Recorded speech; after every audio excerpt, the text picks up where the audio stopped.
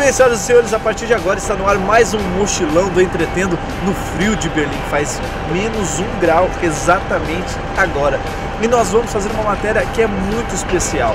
Nós vamos conhecer um campo de concentração da Segunda Guerra Mundial. Nós vamos embarcar agora numa estação de trem e fazer uma viagem curta até esse local. Vamos lá com a gente!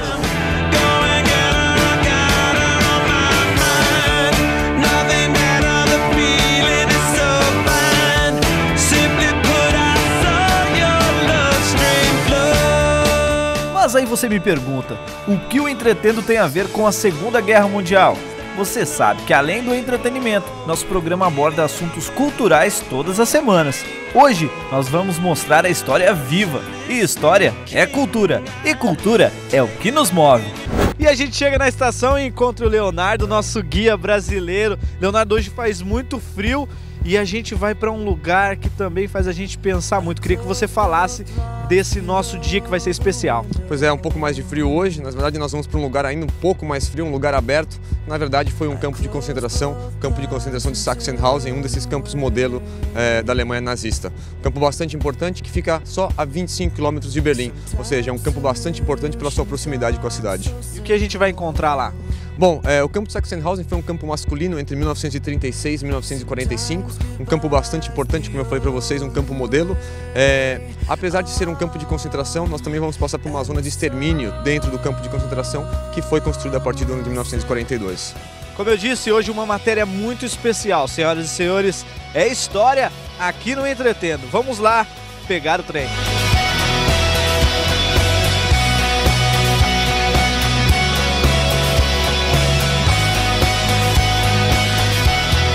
Depois de uma viagem tranquila de trem, a gente chegou numa cidadezinha. Eu queria que você falasse pra gente, Léo, que cidadezinha é essa, que a gente já está diante do campo de concentração. É uma cidade do subúrbio de Berlim, ou seja, uma cidade de dormitório. Então, grande parte das pessoas que têm casas nessa cidade, que vivem nessa cidade, vão a Berlim quase todos os dias e voltam ao final do dia de trabalho para a cidade. Então, é uma cidade de dormitório, basicamente. Para quem não conhece a história, para quem não se informou, veio aqui, caiu de paraquedas nesse lugar, acho uma cidadezinha incrível, linda, aconchegante. Mas você estava me dizendo que por trás dessas casas lindas, um cenário de um filme, existe uma história muito pesada por trás, né? Claro, na verdade, essas casas elas estão muito próximas ao campo de concentração, né? Então, obviamente, toda a história alemã carrega esse grande tabu, né? Esse grande clichê que é a história do nazismo aqui na Alemanha. E nessas casas aqui, as mais próximas, moravam os líderes da SS. Exatamente, essas casas mais antigas, essa rua, eram exatamente as casas onde viviam os SS, né? Quanto mais próximos ao campo de concentração estavam os SS, mais importante eram esses SS. Uma cidade carregada de história, senhoras e senhores. Bom, a partir de agora a gente vai desligar esse equipamento profissional e a gente vai usar uma microcâmera para entrar lá dentro, para não chamar muito a atenção, e vamos fazer uma matéria mais estilo mochilão do Entretendo. Vamos lá com a gente? Vamos lá. O campo de concentração de Sachsenhausen esteve ativo desde meados de 1936 a abril de 1945. De agosto deste mesmo ano até por volta de 1950, Sachsenhausen serviu como acampamento especial soviético. Foi a primeira de uma série de instalações construídas pelos nazis para confinar ou liquidar em massa opositores políticos, judeus, ciganos, homossexuais, testemunhas de Jeová e, posteriormente, milhares de prisioneiros de guerra. A gente vai cruzar agora pela Torre A, que é a torre de entrada do campo de concentração, ou seja, todos os prisioneiros eles são controlados por essa torre antes de entrar ao campo. Como funciona esse controle? Basicamente, esse controle é uma forma de uniformizar os prisioneiros. É muito mais fácil comandar um grupo de prisioneiros onde todos se parecem os mesmos do que comandar um a um, né, individualmente cada prisioneiro. Então aqui eles perdem parte da sua identidade. E o que significa essa identidade? Basicamente o corte de cabelo, a roupa, o nome. Os prisioneiros não tinham luvinhas como a gente tem, tapadores de orelha, toucas ou chapéus como a gente tem. A gente estava conversando aqui nos bastidores que isso já era um sofrimento muito grande. Esse frio que a gente está sentindo aqui, a gente começou essa matéria gravando a -1 grau, provavelmente agora está mais frio ainda, então isso já era um grande sofrimento. E nesse momento que eles recebiam o uniforme, raspavam os cabelos, eles já começavam a sentir esse terror, né? Obviamente, claro, a partir desse momento a vida mudava dentro dos campos de concentração. A grande promessa é que esses eram campos de trabalho e reabilitação, né? Obviamente a gente conhece a história e sabe que esses campos nunca foram campos de reabilitação.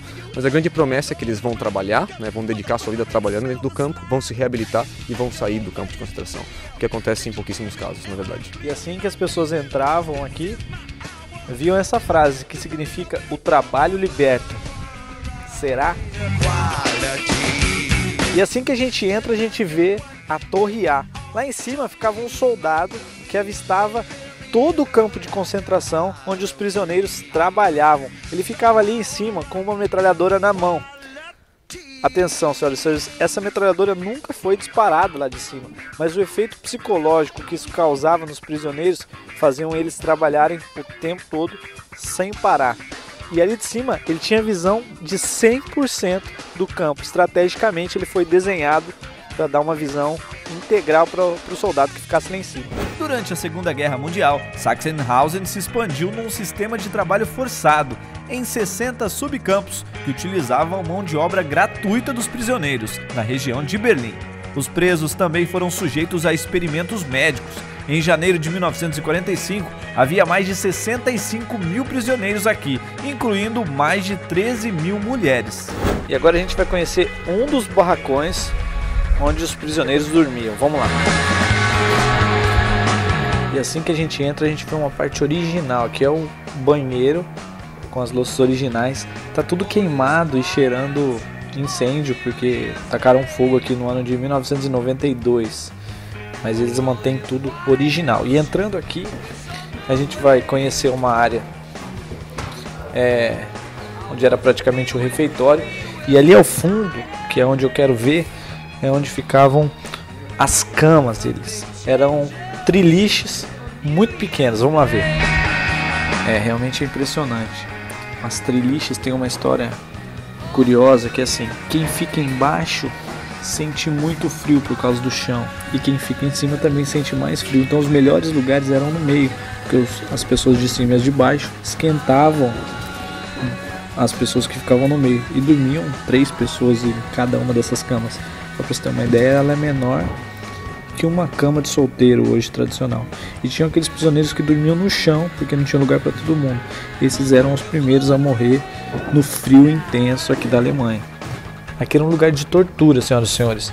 Aqui é onde eles se banhavam.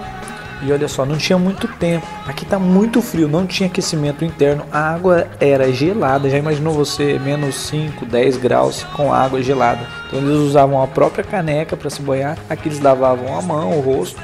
E ali ao lado direito eles lavavam os pés. Mas era muito rápido. Muitos, é claro, preferiam nem entrar aqui, nem se banhar. Só em caso de extrema necessidade.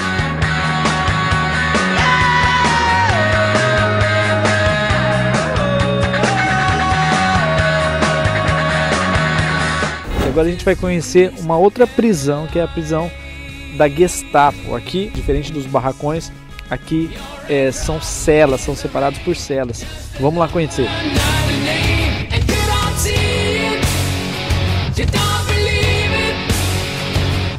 Essa prisão era para prisioneiros importantes que seriam interrogados. Em cada cela ficava um prisioneiro, porque ele não poderia se misturar com outro prisioneiro. Mas chegou um momento que tinha celas como essa aqui, que tinha 14 prisioneiros. E aqui, gente, é muito frio. Eu não sei se está mais frio aqui dentro ou lá fora.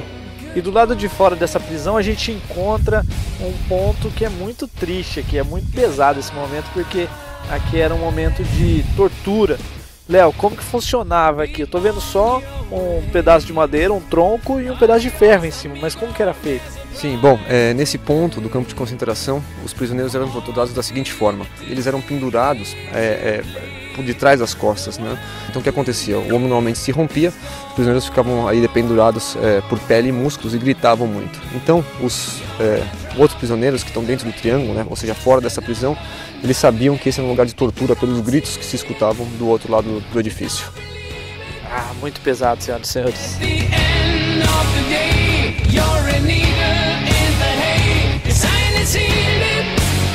Essa aqui é a roupa de um prisioneiro, uma roupa original. Pasmem os senhores, sabe quem desenhou essa roupa de prisioneiros durante o regime aqui na Alemanha foi Hugo Boss, senhoras e senhores, isso mesmo. Ele que desenhou esse figurino, na verdade, essa roupa de prisioneiro. E ali tem uma marcação. Cada triângulo desse que a gente vê nas roupas, ele representa qual tipo de prisioneiro que é. Se é político, se é um prisioneiro, se é um homossexual, se é cigano, enfim, tinha várias diferenças de prisioneiros. E era pela cor da estrela que eles eram diferenciados. E ali tem uma letra F, que significa que o prisioneiro era francês. Também era uma diferenciação entre os prisioneiros.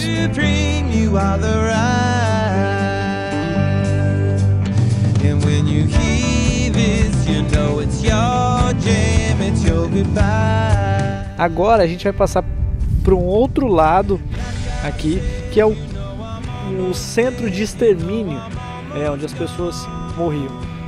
Todo mundo que passava por ali nunca mais voltava. Ou ela ia para ser abatida, para ser morta, ou então ela iria para trabalhar. Mas que ninguém voltava, isso é fato. E agora a gente vai conhecer um dos momentos mais tensos dessa nossa matéria. Momento muito triste, na verdade. Existia mais de um tipo de morte aqui, né? Aqui era por fuzilamento. Como que acontecia? Exatamente. Os prisioneiros que são assassinados aqui nessa área onde nós estamos agora, que é a zona de fuzilamento, na verdade esses prisioneiros já eram prisioneiros julgados por tribunais nazistas, né? O que levava, obviamente, o prisioneiro a ser ou fuzilado ou enforcado. Exatamente essas duas condenações que eles vão manter aqui na zona de fuzilamentos. Bom, esse é o edifício central da Estação Z, exatamente onde a gente encontra esse mecanismo chamado câmara de gás, né? Então, exatamente aqui na esquina nós temos uma dessas câmaras de gás. É uma câmara de gás bastante pequena, se comparada, por exemplo, com as câmaras que nós encontramos nesse famoso campo de extermínio chamado Auschwitz, mais precisamente algo que a gente chama de Birkenau. Bom, o prisioneiro que entra por esse edifício, ou ele trabalha nesse edifício e nunca volta ao campo principal, ou ele vai ser exterminado nesse edifício. Aqui normalmente entram grupos de 20 prisioneiros, até 20 prisioneiros, que encontram apenas um SS.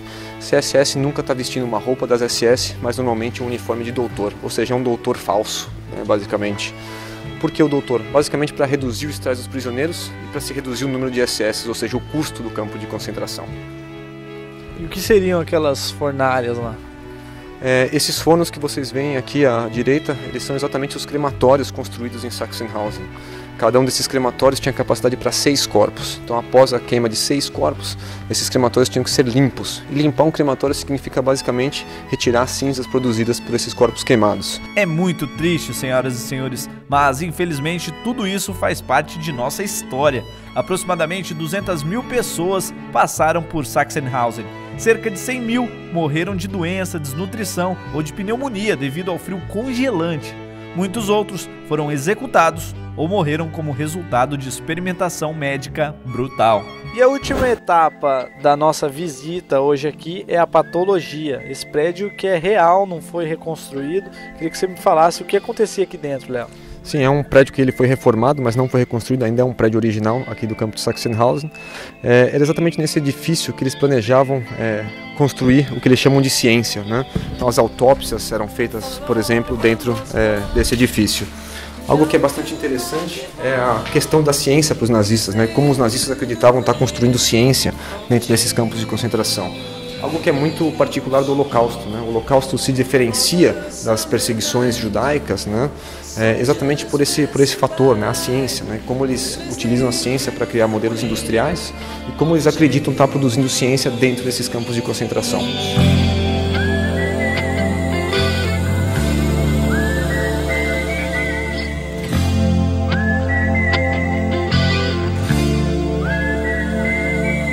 Gente, nossa matéria está chegando ao fim. Realmente, a gente precisa estudar o passado para entender no presente e fazer diferente no nosso futuro, colher resultados diferentes no nosso futuro. Esse dia mexeu demais comigo, com certeza vou continuar pensando sobre isso e espero que você tenha gostado. Foi uma matéria diferente das outras que a gente faz aqui no programa, mas o nosso objetivo sempre é trazer cultura aqui para a sua televisão. É o Entretendo na Europa. Esse foi o Mochilão do Entretendo. Até a próxima.